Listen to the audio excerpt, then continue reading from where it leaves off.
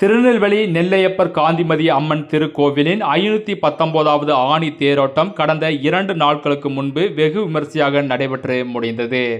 திருவிழா நாட்களில் பாதுகாப்பை உறுதி செய்ய நெல்லை மாநகர காவல்துறை சார்பில் சுமார் 1500 காவல்துறையினர் பல்வேறு பகுதிகளில் பாதுகாப்பு பணியில் ஈடுபட்டனர். தேரோட்டத்தை முன்னிட்டு ஜாதி அடையாளங்களுடன் விழாவில் பங்கேற்கக்கூடாது, ஜாதி கொடிகள், ஜாதி பெயர்களுடன் கூடிய டி-ஷர்ட்களை அணியக்கூடாது என நெல்லை காவல்துறை தெளிவாக அறிவுறுத்தியிருந்தது. இந்த நிலையில் சமூக வலைதளங்களில் குறிப்பாக இன்ஸ்டாகிராம் பக்கங்களில் நெல்லையப்பர் கோவில் தேருக்கு முன்பு நின்று ஜாதி அடையாளங்களுடன் ரீல்ஸ் வீடியோ வெளியிட்ட இளைஞர்கள் யார் என நெல்லை மாநகர சைபர் கிரைம் காவல்துறையினர் தற்போது தேட தொடங்கியுள்ளனர்.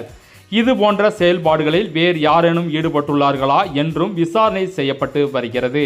ஏற்கனவே இது போன்ற சம்பவங்களில் இன்ஸ்டாகிராமில் ஜாதி அடையாளங்களை முன்னிறுத்தி வீடியோ வெளியிட்ட இளைஞர்களுக்கு எதிராக வழக்குகள் பதிவு செய்யப்பட்டு கைது நடவடிக்கைகள் மேற்கொள்ளப்பட்டன என்பது குறிப்பிடத்தக்கது.